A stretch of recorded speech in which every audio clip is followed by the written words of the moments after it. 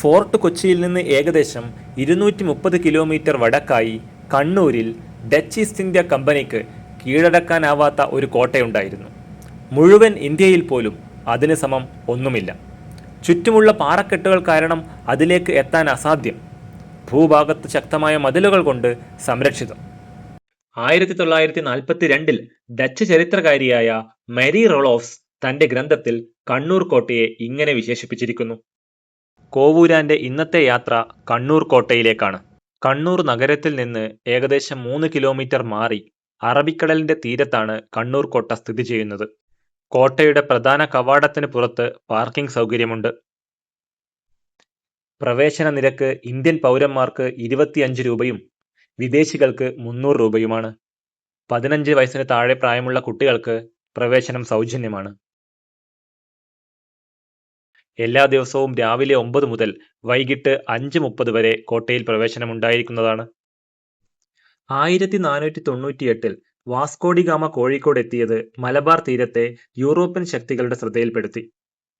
1505 Portuguese viceroy ആയിരുന്ന dome Francisco de അൽമെയ്ദ Kolathiri രാജാവിന്റെ അനുമതിയോടെയാണ് കണ്ണൂർ കോട്ട പണിയുന്നത്. 1507 കോഴിക്കോട് സാമൂതിരിയുടെ നേതൃത്വത്തിൽ ആക്രമണം നടന്നെങ്കിലും കോട്ട പിടിച്ചടക്കാനായില്ല. തുടർന്ന് ഇത് പോർച്ചുഗീസുകാരുടെ പ്രധാന നാവിക കേന്ദ്രമായി മാറി. വടക്കൻ കേരളത്തിൽ പൊതുവെ കണ്ണൂർ, കാസർഗോഡ് ജില്ലകളിൽ കണ്ടുവരുന്ന ലാറ്ററൈറ്റ് കല്ലുകൾ ഉപയോഗിച്ചാണ് കോട്ട പണിതിരിക്കുന്നത്. അക്കാലത്തു തന്നെ ഇത്തരം കല്ലുകൾ പ്രചാരത്തിലുണ്ടായിരുന്നു എന്നത് അത്ഭുതകരമാണ്. നിർമ്മാണം മുതൽ ഇന്നോളം ഒട്ടേറെ സംഘർഷങ്ങൾക്ക് കണ്ണൂർ കോട്ട വേദിയാകേണ്ടി വന്നിട്ടുണ്ട്. 1663 ഡച്ച് ഈസ്റ്റ് ഇന്ത്യ കമ്പനി കോട്ട കൈവശപ്പെടുത്തി. അവർ കോട്ട ശക്തിപ്പെടുത്തി 3 പ്രധാന ബാസ്റ്റനുകൾ നിർമ്മിച്ചു. കോട്ടയുടെ മതിലിൽ നിന്ന് പുറത്തേക്കു നീളുന്ന പ്രതിരോധ പ്ലാറ്റ്ഫോമിനെയാണ് ബാസ്റ്റ്യനുകൾ അഥവാ കോട്ടമുനകൾ എന്ന് വിളിക്കുന്നത്. ശത്രുവിനെ എല്ലാ ദിശകളിൽ നിന്ന് നിരീക്ഷിക്കുവാനും പീരങ്കികൾ സ്ഥാപിക്കുവാനും ബ്ലൈൻഡ് സ്പോട്ട് ഒഴിവാക്കി യുദ്ധം നയിക്കുവാനും കോട്ടമുനകൾ സഹായിക്കുന്നു. ഏതാണ്ട് ത്രികോണാകൃതിയിലാണ് നമ്മുടെ കണ്ണൂർ കോട്ട സ്ഥാപിച്ചിരിക്കുന്നത്. 3 വശങ്ങളിലും ബാസ്റ്റനുകൾ സ്ഥാപിച്ചിരിക്കുന്നു. ഒരു വശം കടലിനോട് ചേർന്നും മറ്റുള്ള വശങ്ങൾ കരഭാഗത്തോട് ചേർന്നുമാണ്. 1772 ഡച്ചുകാർ കണ്ണൂർ കോട്ടയെ അറയ്ക്കൽ രാജാവായിരുന്ന അലി രാജയ്ക്ക് വിറ്റു. അങ്ങനെ കേരളത്തിൽ മുസ്ലിം രാജകുടുംബത്തിന്റെ കീഴിലായിരുന്ന ഏക യൂറോപ്യൻ കോട്ടയായി കണ്ണൂർ കോട്ട മാറി. 1790 കാലഘട്ടം വരെ അറക്കൽ അലി രാജാക്കന്മാർ ഇത് അവരുടെ ഭരണ കേന്ദ്രമായും പ്രതിരോധ കേന്ദ്രമായും ഉപയോഗിച്ചു. 1790 ബ്രിട്ടീഷുകാർ കോട്ട പിടിച്ചെടുത്തു. ബ്രിട്ടീഷ് ഭരണകാലത്ത് കണ്ണൂർ കോട്ട അവരുടെ പ്രധാനപ്പെട്ട സൈനിക ക്യാമ്പായി ഉപയോഗിച്ചു. മലബാർ പ്രദേശത്തെ നിയന്ത്രണ കേന്ദ്രമായി പ്രവർത്തിച്ചു. അക്കാലത്ത് അവർ ചില കെട്ടിടങ്ങൾ പുനർനിർമ്മിക്കുകയും ജയിൽ റൂമുകൾ ഉപയോഗിക്കുകയും ചെയ്തു. സ്വാതന്ത്ര്യത്തിനു ശേഷം കോട്ട ഇന്ത്യൻ ഗവൺമെന്റിന്റെ കീഴിലാവുകയും ഇപ്പോൾ ആർക്കിയോളജിക്കൽ സർവേ ഓഫ് ഇന്ത്യയുടെ സംരക്ഷണത്തിൽ കേരളത്തിലെ പ്രധാനപ്പെട്ട വിനോദസഞ്ചാര കേന്ദ്രമായി പ്രവർത്തിക്കുകയും ചെയ്യുന്നു. നിർമ്മാണ കാലത്ത് സുഗന്ധവ്യഞ്ജനങ്ങളുടെ സംഭരണവും വ്യാപാരവുമാണ് ലക്ഷ്യമിട്ടതെങ്കിലും പിൽക്കാലത്ത് വൈദേശിക ശക്തികളുടെ പ്രധാന സൈനിക കേന്ദ്രമായി കണ്ണൂർ കോട്ട മാറി. കടലിൽ നിന്നും കരയിൽ നിന്നുമുള്ള ആക്രമണങ്ങളെ ഒരുപോലെ ചെറുക്കാൻ സഹായിക്കുന്ന സവിശേഷമായ ഭൂമിശാസ്ത്രപരമായ സ്ഥാനം കണ്ണൂർ കോട്ടയെ പ്രധാന സ്ട്രാറ്റജിക്കൽ പോയിന്റാക്കി മാറ്റി. അന്നത്തെ കാലത്ത് മലബാർ തീരം സുഗന്ധവ്യഞ്ജനങ്ങളുടെ സ്വർഗമായിരുന്നു. നമ്മുടെ കുരുമുളകും ഏലവും കറുവപ്പട്ടയും എത്രയോ വട്ടം ഈ കടൽ കടന്നു പോയിരിക്കുന്നു. ആ സമ്പത്ത് നിയന്ത്രിക്കാൻ യൂറോപ്യൻ ശക്തികൾ തമ്മിൽ നടത്തിയ പോരാട്ടത്തിന്റെ നേർസാക്ഷ്യമാണ് നമ്മുടെ കണ്ണൂർ കോട്ട.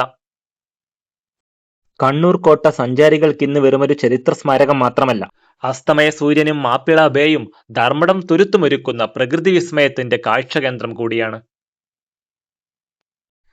കോട്ടയുടെ മൊത്തം വിസ്തീർണം ഏകദേശം 65,000 ചതുരശ്ര മീറ്റർ ആണ്. 8 മുതൽ 10 മീറ്റർ വരെ ഉയരമുള്ള മതിലുകൾക്ക് 3 മുതൽ 5 മീറ്റർ വരെ വീതിയുണ്ട്.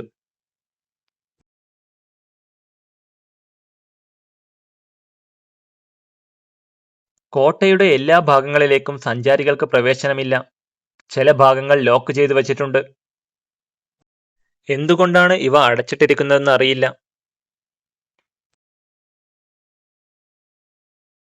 കോട്ടയ്ക്കകത്തെ പ്രധാന ആകർഷകമാണ് കമാനാകൃതിയിലുള്ള ഈ നിർമ്മിതികൾ.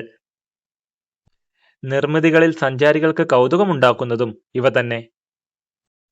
അവധി ദിവസത്തെ വൈകുന്നേരമായതിനാൽ കോട്ടയിൽ അത്യാവശ്യം സഞ്ചാരികളുണ്ട്. കണ്ണൂരിലെയും സമീപ ജില്ലകളിലെയും സ്കൂൾ വിദ്യാർത്ഥികളുടെ പഠനയാത്രയിലെ പ്രധാനപ്പെട്ട ഒരു സന്ദർശന കേന്ദ്രമാണ് കണ്ണൂർ കോട്ട. എന്നാൽ സന്ദർശകരിൽ ഭൂരിഭാഗവും പുറംകാഴ്ചകൾക്കപ്പുറം കോട്ടയുടെ ചരിത്ര പ്രാധാന്യത്തെക്കുറിച്ച് ബോധവാന്മാരാണെന്ന് തോന്നുന്നില്ല. നമ്മൾ യാത്ര ചെയ്യുമ്പോൾ കാണുന്ന കാഴ്ചകൾ നമ്മെ തീർച്ചയായും ആകർഷിക്കും.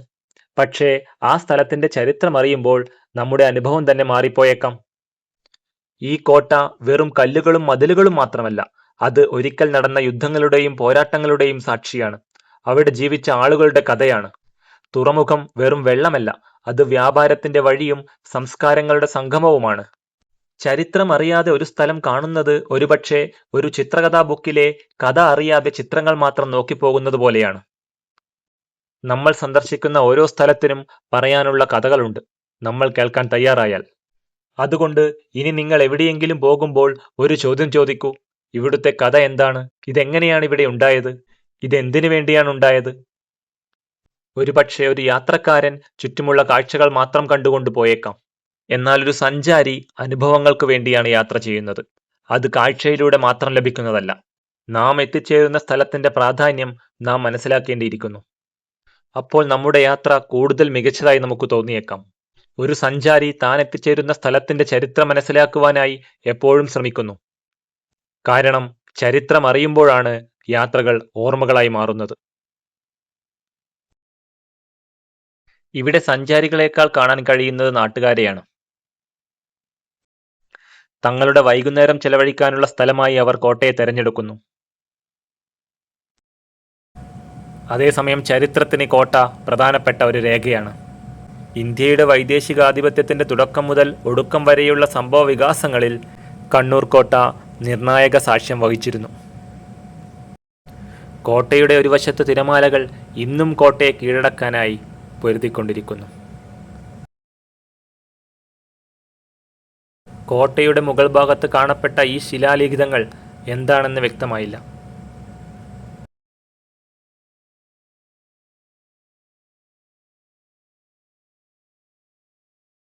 കണ്ണൂർ കോട്ടയുടെ ഒരു വശത്തു നിന്ന് നോക്കിയാൽ കണ്ണൂരിലെ സ്വാഭാവിക തുറമുഖമായ മാപ്പിള ബേയുടെ കാഴ്ചകൾ കാണാവുന്നതാണ്. കടൽ തിരമാലകളിൽ നിന്ന് സംരക്ഷിതമായ കപ്പലുകൾക്ക് സുരക്ഷിതമായി നിൽക്കാൻ പറ്റിയ സ്ഥലങ്ങളെയാണ് നമ്മൾ സ്വാഭാവിക തുറമുഖം എന്ന് പറയുന്നത്. പഴയകാലത്ത് സുഗന്ധവ്യഞ്ജന വ്യാപാരത്തിന്റെ പ്രധാന കേന്ദ്രമായിരുന്നു ഇവിടം. തുറമുഖത്ത് എത്തുന്ന കപ്പലുകളെ നിരീക്ഷിക്കാൻ ഉതകുന്ന വിധത്തിലാണ് കോട്ടയുടെ സ്ഥാനം. ഇത് അവരുടെ പ്രതിരോധ സംവിധാനം മികവുറ്റതാക്കി. 2015 ചില നിർമ്മാണ പ്രവർത്തനങ്ങളുടെ ഭാഗമായി കുഴിയെടുത്തപ്പോൾ കണ്ണൂർ കോട്ടയിൽ നിന്നും 10,000-ഓളം പീരങ്കി ഉണ്ടകൾ കണ്ടെത്തിയത് ദേശീയ ശ്രദ്ധ ആകർഷിച്ച വിഷയങ്ങളിലൊന്നാണ്. കോട്ടയുടെ ചരിത്ര പ്രാധാന്യം ഊട്ടിയുറപ്പിക്കുന്ന തെളിവുകളായി അവ മാറി. നാവിക പടയാളി കുഞ്ഞാലി മരക്കാറെ വധിച്ച ശേഷം അദ്ദേഹത്തിന്റെ തല അറുത്ത് കണ്ണൂർ കോട്ടയിൽ പ്രദർശനത്തിന് വെച്ചു എന്നും ചരിത്രത്തിൽ പറയപ്പെടുന്നു. ജില്ലാ ടൂറിസം പ്രൊമോഷൻ കൗൺസിൽ 2015 സ്റ്റാർട്ട് ചെയ്ത ലൈറ്റ് ആൻഡ് സൗണ്ട് പദ്ധതിയുടെ അവശേഷിപ്പുകളാണ് ഈ കാണുന്നത്. അന്നു സ്ഥാപിച്ച ഫലകങ്ങൾ അവിടെ ഇപ്പോഴും കാണാം.